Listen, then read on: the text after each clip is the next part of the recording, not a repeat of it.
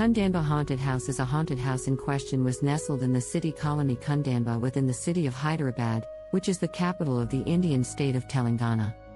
Muhammad Sajid was arrested sometime in early September of 2002, and the police soon began their investigation of the abandoned house about which he seemingly had so many stories. This police investigation either took place on the 7th of September 2002 or 1 week later, the sources are unclear. A 56-year-old divorced woman from West Godavari named Hyderabad lived in the house with her 2 daughters, but this small family hadn't been seen by their neighbors for months. The last time anyone had said that they'd seen them was in June, and the stories the neighbors had to tell about this family were worrying to say the least. The community said that the people who lived in the house were queer people who apparently practiced witchcraft or something very much like it. Nightmares. They would apparently light candles at midnight and walk around their house, and strange noises were often heard coming from the building. People reported that they had sometimes seen what appeared to be bottles of blood hung out on their veranda, open-air porch. One of their daughters was said to have sometimes been observed sat outside on the porch playing with one of these blood bottles. Despite their garbage bins being just 2 minutes walk away from the house, they would always use the car to travel this minuscule distance.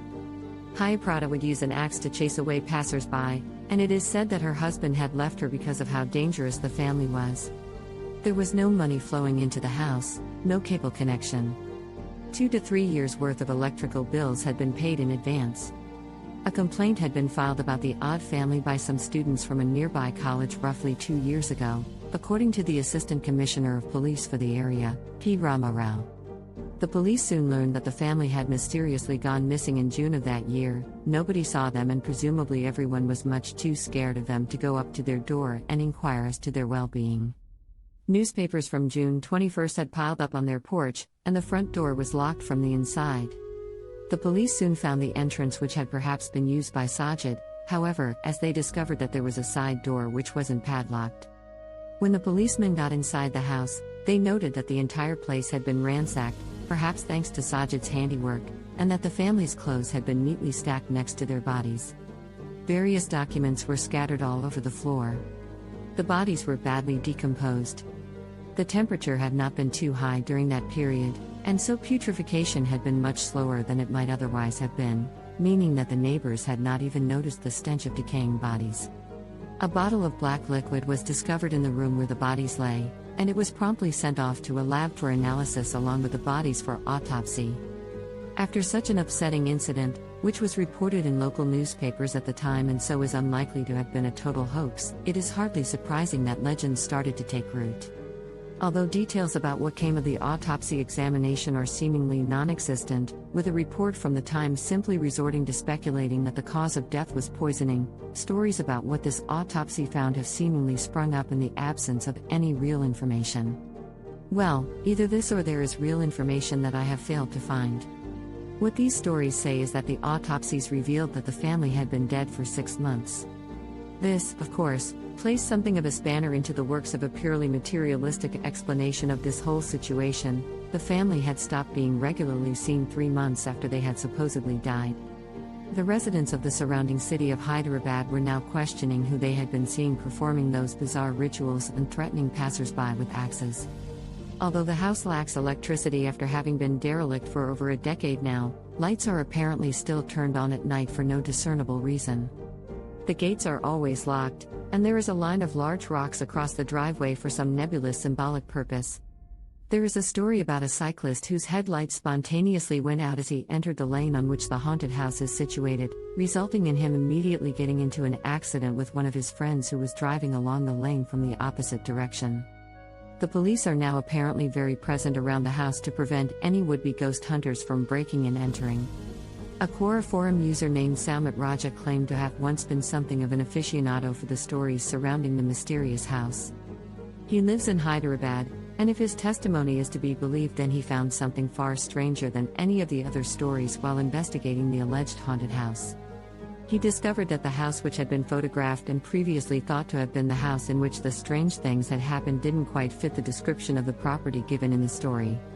There was no garbage disposal point 2 minutes away from it, and the nearest garbage disposal point was 2 minutes away from a different house. Beside the house which had been photographed was a lane which split into two. One of these lanes was fairly well lit with streetlights while the other was completely dark. Perhaps unsurprisingly, the dark lane was the one which had the garbage disposal point on it and thus also had the real haunted house. On this lane there are 3 doors which are painted dark green, and are higher off the ground than normal doors. The 3 doors all lead to the same stretch of grounds, and contained within these grounds are several structures, a bungalow, as is sometimes described in variations of the main story despite the supposedly legitimate haunted house being 2 stories high, and a castle-looking building.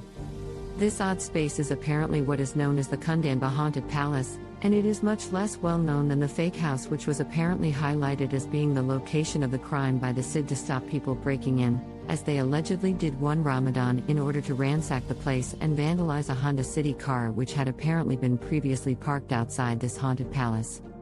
The story about the light on the upper floor always being on in the haunted house is said to instead refer to the castle building by Mr. Raja. He says there are nightly police patrols around the haunted palace area, and that there was once a sign on the gates which read CID restricted area. However, I must admit to being somewhat skeptical of what Mr. Raja is saying here on the grounds that he seems to have been able to enter this highly guarded area and yet it seemingly never occurred to him to take any photographs which could be used as evidence for his claims. Then again, there are a few photographs floating around the internet which show the so-called haunted house as being a very different looking structure to what is normally depicted in other mainstream photographs, and this odd structure has dark green doors. A blogger by the name of Aditya Chinta claimed in 2013 that he had solved the mystery of the haunted house and that he had conclusively debunked the claims made about it. He did so in a blog post which was later taken down due to the concern of the people in the neighborhood. Luckily, I have been able to retrieve the original post thanks to the Wayback Machine, and the story he uncovered is intriguing not least because it flies directly in the face of much of the rest of the testimony given about what may or may not be going on in the Kundanbagh house. He too lives in Hyderabad, and so during the summer of that fateful year he went out with a group of his friends to try and find the house. While he initially had some difficulties locating it, thanks in no small part to the reluctance of the people in the neighborhood to reveal where it was, he and his companions were eventually able to find it, and they were sorely disappointed. It looked like a normal house. The gates had been locked and there were indeed rocks out in front of the driveway, but a conversation with a neighbor cleared this up quickly. The residents of the house, yes, there were apparently people now living in the house, had locked the gate to discourage potential ghost hunters from breaking in while they were out on summer vacation.